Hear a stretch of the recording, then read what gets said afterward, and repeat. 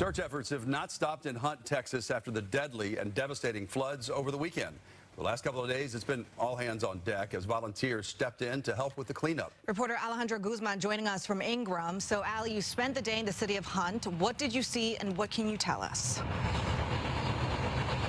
Hannah, David, I can say that it is indescribable, the amount of loss that the community here is facing. I mean, behind me, you have one of the largest hubs, the Ingram Volunteer Fire Department, where search and rescue teams, volunteers, and just everyone who is out here helping is gathering and then taking supplies into Hunt. I mean, take a look at this traffic line at this point right now. This is everyone who is leaving Hunt. You take a look at those work vehicles that are currently leaving. Every single one of those pickup trucks, every single one of those cars, trail beds, was actually filled with food, water, supplies, and of course the most important thing here, tools to help this community rebuild. And the truth is that everybody wants to lend a helping hand, but not everyone is going to make it through this checkpoint. In fact, residents I spoke with today are urging folks not to get discouraged because the cleanup efforts here are not just going to take days, but weeks, if not months. This is the worst of it all. The effects of what's happened here haven't even fully taken shape yet. Driving down State Highway 39, the aftermath of the 4th of July floods in Hunt is evident. It's catastrophic. There's no way to describe what Kerr County residents are coping with. It's unimaginable loss, compounded by grief.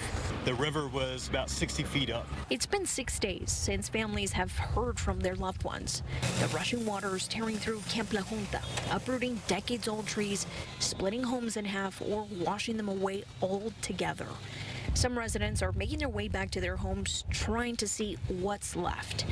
That's when we spotted this nearly flipped pickup truck smashed into the side of a home at the Casita Bonita community. Off camera, a woman still waiting to hear news about 4 missing friends says this is the worst flooding she's seen since 1932. Like many, she's clinging on to hope they will be found. People from all walks of life have embraced the community, stepping in to help during this difficult time. Everyone wants to lend a helping hand. And there's more help on the way. At least 2,100 first responders from all across the region, neighboring states, and even from Mexico are aiding in the search efforts. It's just humans caring for humans out here, and it reminds us what we're all capable of when our backs are against the wall and what we can do when we work together.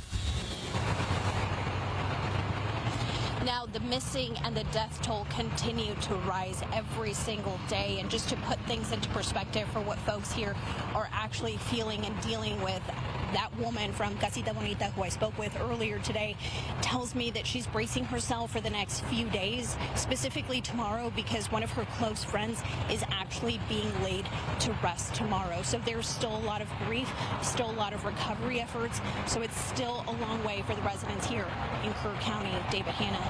Yeah, Ali, it's just so unimaginable, so much grief. I can just tell in your story and also in your voice there. But also we're hearing that President Trump may be expected to visit that area tomorrow. Do you know anything about that?